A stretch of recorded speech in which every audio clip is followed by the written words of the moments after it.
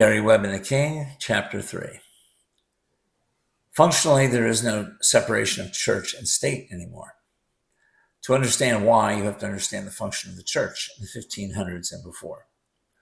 Prior to the Renaissance, prior to the invention of the printing press by Gutenberg in 1450, the church was the truth.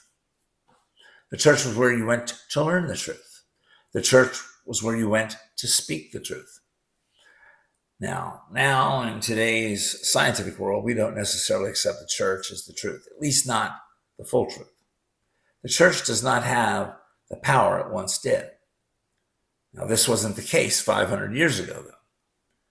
In the word before the printing press, since the church was the truth, if you were excommunicated, that meant that you were cut off from having a voice to the public. It was a big deal. And the church had that much power. In those days, the church was equivalent to big media. Now, in today's world, if big media deplatforms you or denies you entry, that is very similar to excommunication. It's a death sentence with regard to you getting your message out to other people. So along comes Gary Webb, and he states that the CIA is helping drug dealers and the Contras run drugs in the United States. Now, this is heresy, and this heresy must be punished. And so he's punished by being excluded from the mainstream media. His attempts to secure a good job are denied. No one officially wants a part of him.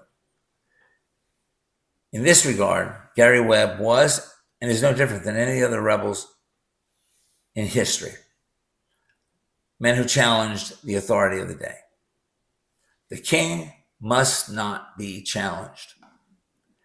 And now you may be thinking, oh, we don't have kings anymore. Oh, but we do. You see, the monarchy and the idea of absolute control never died. The king, King Louis, never simply transformed himself.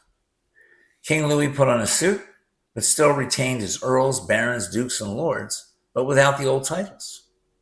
Instead, new titles were created by doling out awards, such as the Pulitzer Prize, the Peabody Award, the Polk Award, the Nobel Prize, and such. These awards exist to control you. They are bestowed upon loyal people in order to create demigods who you are to obey. In this manner, King Louis delegates his power amongst the people he can trust. They become the new nobility.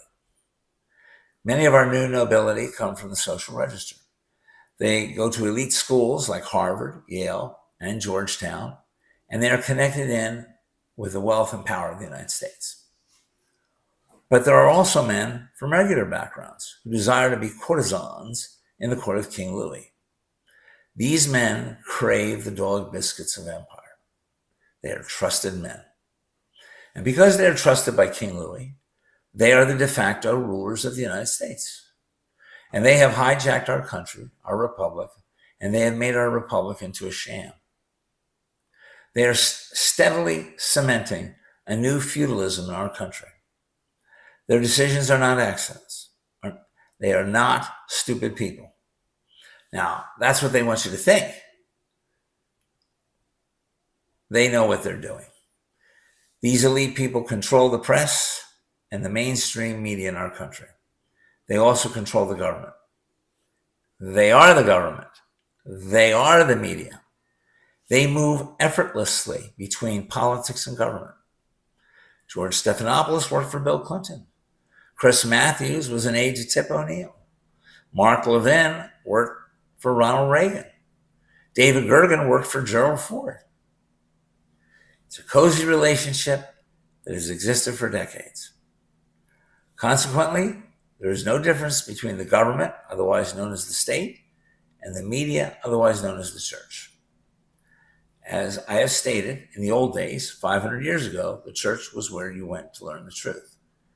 In our modern secular society, the church has been replaced with the media. The media is now owned by the same people who own the government. Consequently, there is no difference between church and state anymore. And there's no difference between the government and the media. It's a fraud. And we are paying the price. So it should be to no one's surprise that Walter Pincus, intrepid reporter, is a frontman for the CIA. He is CIA. And the awards that were bestowed upon him by the ruling class, which is the new King Louis, which rules over us. That's the way it is.